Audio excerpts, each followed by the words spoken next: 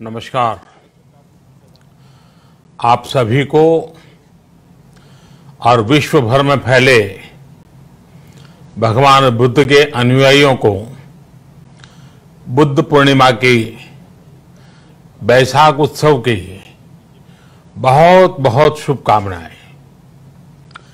ये मेरा सौभाग्य है कि मुझे पहले भी इस पवित्र दिन पर आपसे मिलने, आप सभी से आशीर्वाद लेने का अवसर मिलता रहा है।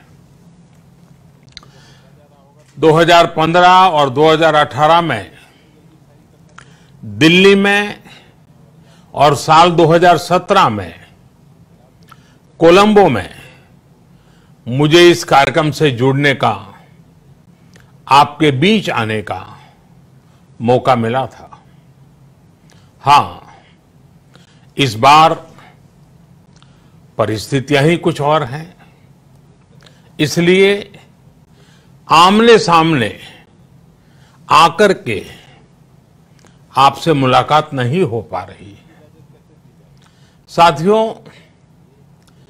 भगवान बुद्ध का वचन है, मनो पुब्बम गमा धम्मा, मनोसेट्टा मनोमया, यानी धम्म मन से ही होता है, मन ही प्रधान है, सारी प्रवृत्तियों का अगुवा है।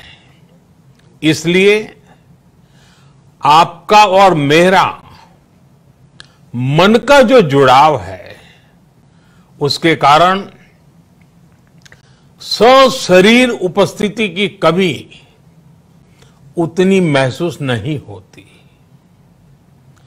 आपके बीच आना बहुत खुशी की बात होती, लेकिन अभी हालात हमें वो परमिट नहीं करते हैं और इसलिए दूर से ही टेक्नोलॉजी के माध्यम से आपने मुझे अपनी बात रखने का अवसर दिया। इससे बढ़कर के संतोष और क्या हो सकता है। साथियों, लॉकडाउन की इस विकट परिस्थितियों में भी वर्चुअल बैसाख बुद्ध पूर्णिमा दिवस समारोह, इसके इस आयोजन के लिए अंतर्राष्ट्रीय बौद्ध संघ प्रशंसा के पात्र है। आपके इस अभिनव प्रयास के कारण ही इस आयोजन में विश्व भर के लाखों अनुयायी एक दूसरे के साथ जुड़ रहे हैं। लुम्बिनी, बोधगया, सारनाथ और कुशीनगर के अलावा श्रीलंका के श्री अनुराधापुर स्तूप और वासुदेवा मंदिर में हो रहे समारोहों का इस तरह एकीकरण कितनी अद्भुत कल्पना है, कितना सुंदर दृश्य है।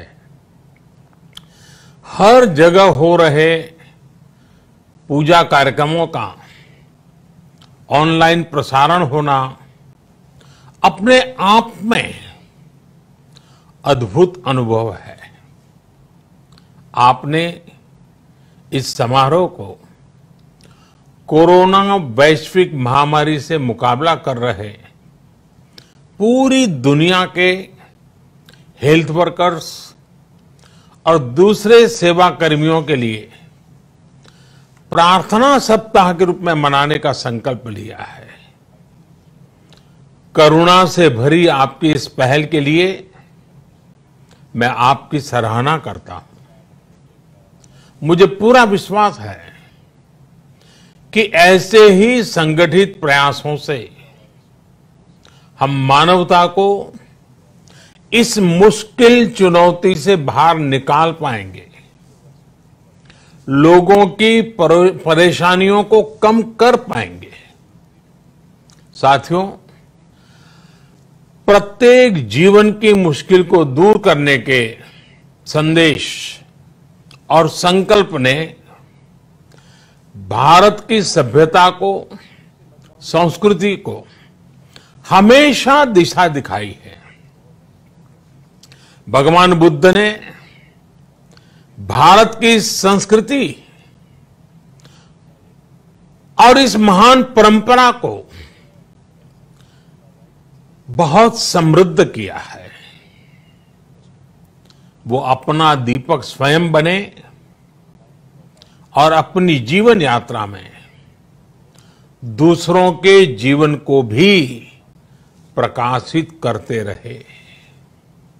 और इसलिए बुद्ध किसी एक परिस्थिति तक सीमित नहीं है, किसी एक प्रसंग तक सीमित नहीं है।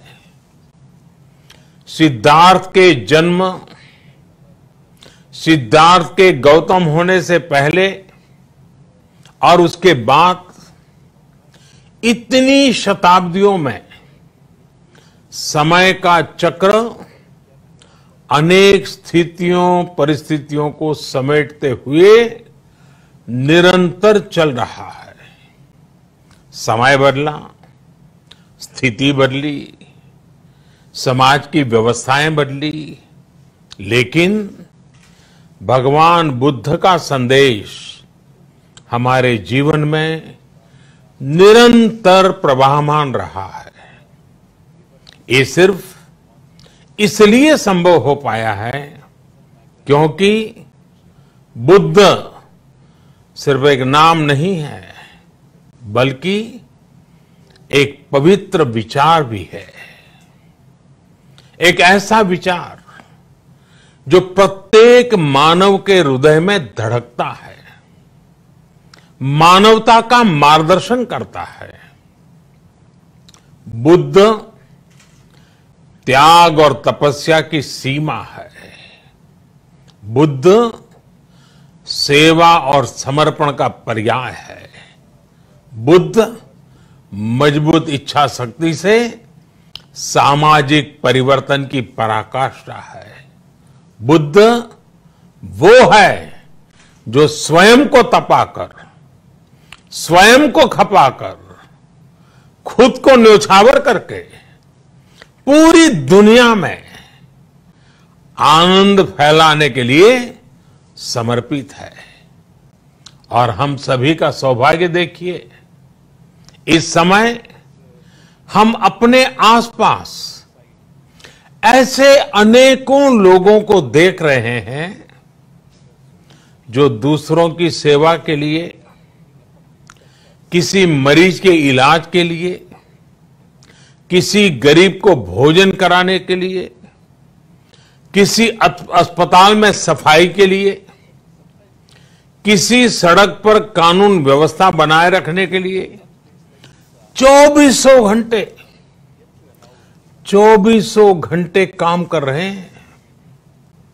भारत में, भारत के बाहर ऐसा प्रत्येक व्यक्ति, विश्व के हर कोने में ऐसा प्रत्येक व्यक्ति अभिनंदन का पात्र है, नमन का पात्र है। साथियों, ऐसे समय में जब दुनिया में उथल पुथल है, कई बार दुख, निराशा, हताशा का भाव बहुत ज्यादा दिखता है, तब भगवान बुद्ध की सीख और भी प्रासंगिक हो जाती है। भगवान बुद्ध कहते थे कि मानव को निरंतर ये प्रयास करना चाहिए कि वो कठिन स्थितियों पर विजय प्राप्त करे, उनसे बाहर निकले। थक कर रुक जाना ये विकल्प नहीं हो सकता। आज हम सब भी एक कठिन परिस्थिति से निकलने के लिए निरंतर जुटे हुए हैं, साथ मिलकर काम कर रहे हैं। भगवान बुद्ध के बताए 4 सत्य यानी दया, करुणा, सुख दुख के प्रति समभाव और जो जैसा है उसको उसी रूप में स्वीकारना। ये सत्य निरंतर भारत भूमि की प्रेरणा बने हुए है। आज आप भी देख रहे हैं कि भारत निस्वार्थ भाव से बिना किसी भेद के अपने यहां भी और पूरे विश्व में कहीं भी संकट में घिरे व्यक्ति के साथ पूरी मजबूती से खड़ा है। लाभ हानि, समर्थ असमर्थ से अलग हमारे लिए संकट की ये घड़ी सहायता करने की है। जितना संभव हो मदद का हाथ आगे बढ़ाने की है। यही कारण है कि विश्व के अनेक देशों ने भारत को इस मुश्किल समय में याद किया और भारत ने भी हर जरूरतमंद तक पहुंचने में कोई कसर नहीं छोड़ी है। भारत आज प्रत्येक भारतवासी का जीवन बचाने के लिए हर संभव प्रयास तो कर ही रहा है, अपने वैश्विक दायित्वों का भी उतनी ही गंभीरता से पालन कर रहा है। साथियों, भगवान बुद्ध का एक एक वचन, एक एक उपदेश मानवता की सेवा में भारत की प्रतिबद्धता को मजबूत करता है। बुद्ध भारत के बोध और भारत के आत्मबोध दोनों का प्रतीक है। इसी आत्मबोध के साथ भारत निरंतर पूरी मानवता के लिए, पूरे विश्व के हित में काम कर रहा है और करता रहेगा। भारत की प्रगति हमेशा विश्व की प्रगति में सहायक होगी। साथियों, हमारी सफलता के पैमाने और लक्ष्य दोनों समय के साथ बदलते रहते हैं, लेकिन जो बात हमें हमेशा ध्यान रखनी है वो ये कि हमारा काम निरंतर सेवा भाव से ही होना चाहिए। जब दूसरे के लिए करुणा हो, संवेदना हो और सेवा का भाव हो तो ये भावनाएं हमें इतना मजबूत कर देती हैं कि बड़ी से बड़ी चुनौती से आप पार पा सकते हैं। सुप्पबुद्धम पबुज्जन्ति सदा घोतम सावका, यानी जो दिन रात हर समय मानवता की सेवा में जुटे रहते हैं वही बुद्ध के सच्चे अनुयायी हैं। यही भाव हमारे जीवन को प्रकाशमान करता रहे, गतिमान करता रहे। इसी कामना के साथ आप सभी का बहुत बहुत आभार। इस मुश्किल परिस्थिति में आप अपना, अपने परिवार का, जिस भी देश में आप हैं वहां का ध्यान रखें, अपनी रक्षा करें और यथासंभव दूसरों की भी मदद करें।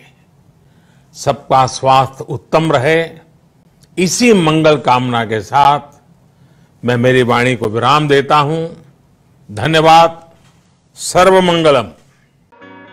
महाराष्ट्र टाइम्सचे यूट्यूब चॅनल सबस्क्राईब करा आणि लेटेस्ट अपडेटसाठी बेल आयकॉनवर क्लिक करा।